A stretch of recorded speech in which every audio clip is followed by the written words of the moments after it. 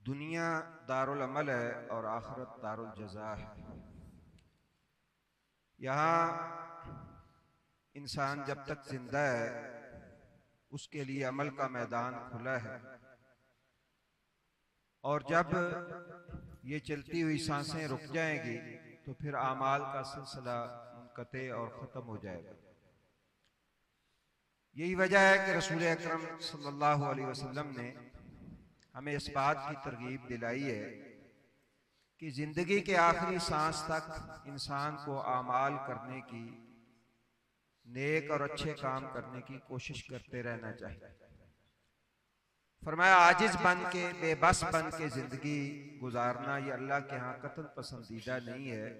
हत्ता के रसूल अकरम सल्लल्लाहु अलैहि वसल्लम ने फरमाया कि तुम्हें पता चल जाए क़यामत कायम हो रही है, वफ़ी यद अहदिकुम फसीला, और तुम में से किसी के हाथ में कोई पौधा है जिसके बड़े होने की उम्मीद भी नहीं है, लेकिन फिर भी तुम उसको गाड़ दो, इसलिए कि दारुल अमल ये सिर्फ दुनिया है, आखिरत सिर्फ दारुल जज़ा है। अमल के हवाले से कल मैंने एक गुजारिश की थी कि कोई ना कोई अमल ऐसा इंसान का होना चाहिए जो सिर्फ बंदे और उसके रब के दरमियान हो।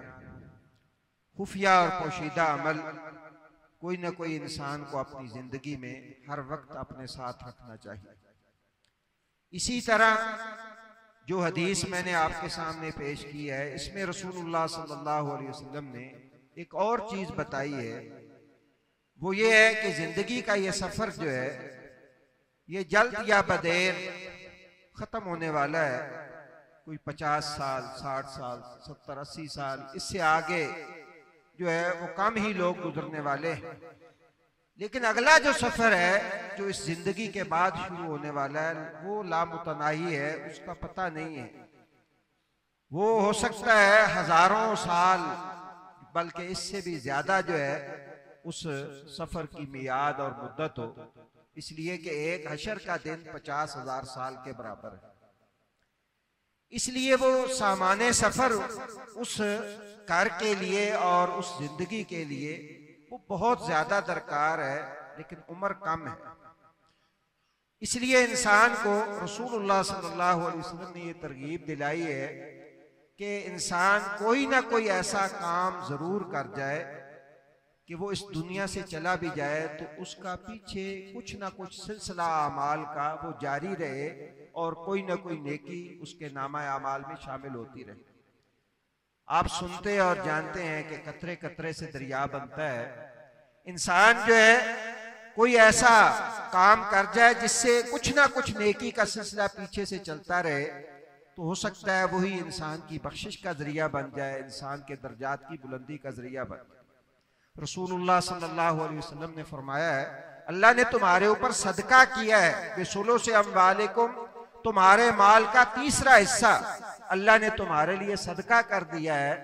वो सदका क्या है कि तुम जाते हुए अपने माल का तीसरा हिस्सा अल्लाह की राह में वक्फ करके अपने लिए जो है वो सदका जारिया बना सकते। तीन चीजें रसूलुल्लाह सल्लल्लाहु अलैहि वसल्लम ने इस हदीस में बताई है। कोई भी एक चीज इंसान को जरूर इख्तियार करनी चाहिए। फरमाया, जब कोई इंसान फौत होता है तो उसके अमाल रुक जाते हैं, अमलों का सिलसिला मुनक़ते हो जाता है, सिवाय 3 तरह के अमाल के।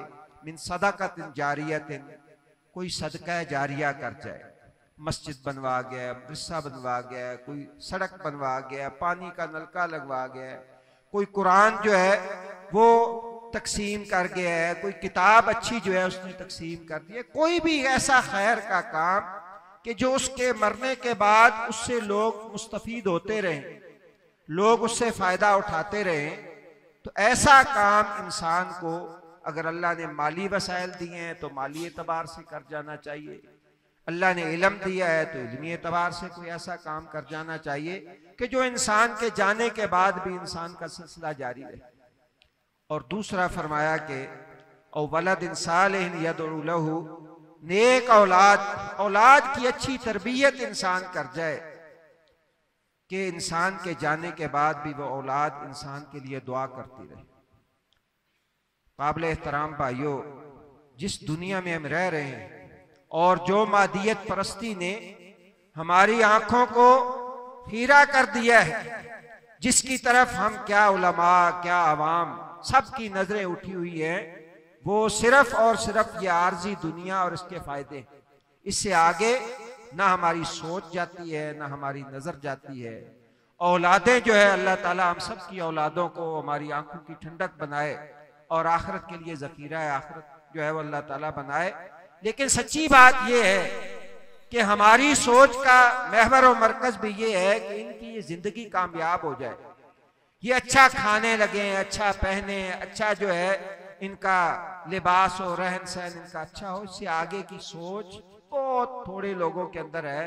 अल्लाह ताला हमें उन थोड़े लोगों में से कर दे कि जिनकी सोच ये है कि मैं अगर इस दुनिया से चला जाऊं तो वजअलनी लिलमुत्तकीना इमामा। इब्राहीम अलैहिस्सलाम ने दुआ की थी, या अल्लाह मुझे मुत्तकीन का इमाम बना दे कि कल क़यामत वाले दिन मैं तेरी बारगाह में पेश हूं तो पीछे एक लाइन लगी हो तेरे फर्मा बरदारों की जो मेरी औलाद में से। तो औलाद की ऐसी तरबियत के इंसान दुनिया से चला जाए तो औलाद की नेकियां माँ बाप की नेकियों में शामिल होती रहे। ये तरबियत इंसान अगर कर सके तो ये भी जरूर कर। और तीसरा फरमाया औ इल्मिन युंतफअ बिही, या फिर अल्लाह ने आपको तौफीक दी, आपने कुरान और सुन्नत का इल्म सीखा या ऐसा इल्म सीखा जिससे मुसलमानों को फायदा पहुंचता है, जो लोगों के नफे का इल्म है, लोगों की भलाई का इल्म है। आप उसकी तालीम का सिलसिला करते करते इस दुनिया से चले गए, कोई किताब लिख गए, कोई ऐसी जो है वो अपने शागिर्द तैयार करके गए कि वो आगे नस्ल दर नस्ल वो सिलसिला चलता रहा।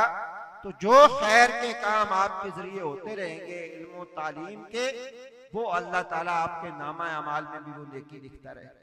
मैं और आप यहाँ बैठे नमाज पढ़ रहे हैं, इस नमाज का एक हिस्सा हमारे आबाओ अजदाद हमारे असातिज़ा से लेके मोहम्मद रसूलुल्लाह सल्लल्लाहु अलैहि वसल्लम तक पहुंचता है और हमारे सवाब में अल्लाह कोई कमी नहीं करता, इसलिए कि वो बादशाह और शहंशाह है। ये हिसाब किताब तो मेरे और आपके नजदीक है, उसके नजदीक जो है वो तो कोई हिसाब किताब। इसलिए इन तीन कामों में से कोई ना कोई एक काम बंदे को जरूर कर जाना चाहिए, ताकि कल इंसान अल्लाह की बारगाह में पेश हो तो पीछे से वो नेकियों का सिलसिला जो है वो जारी रहे और अल्लाह रब्बुल इज्जत की बारगाह में इंसान सुरखरू हो सके। इन तीन कामों में से कोई ना कोई एक काम जो है वो आप तहिया करने के जरूर करना है, सदका जारिया। और अल्लाह ताला जो है उसके खजाने जो है वो बेपनाह है और जरूरी नहीं है कि इंसान जो उसके पास नहीं है वही इंसान तमन्ना करे कि वो होगा तो मैं करूंगा। जितनी भी अल्लाह ने तौफीक दी है, जहां हम अपनी औलाद के लिए इतना कुछ करते हैं, वहां कुछ न कुछ अपनी जात के लिए भी करके जाना चाहिए। अगर सहाबाए किराम रिज़वानुल्लाह अलैहिम अजमाइन और सलफ सालेहीन की सीरत को देखा जाए तो ये जो वक़्फ़ का सिलसिला है कि कुछ ना कुछ हिस्सा जो है वो वक़्फ़ करके इंसान अपनी अमलाक का जाए, कोई ना कोई ऐसा काम करके जाए। सलफ में इसकी सैकड़ों नहीं हजारों मिसालें मिलती हैं, लेकिन हम मुसलमानों में अब ये रवाज जो है वो कम होता चला जा रहा है और इस तरफ हमारी तवज्जो जो है वो बहुत कम है। अल्लाह ताला मुझे भी और आपको भी अमल की तौफीक अता फरमाए। सुब्हानकल्लाहुम्मा व बिहम्दिका अशहदु अल्ला इलाहा इल्ला अंता अस्तगफिरुका व अतूबु इलैक।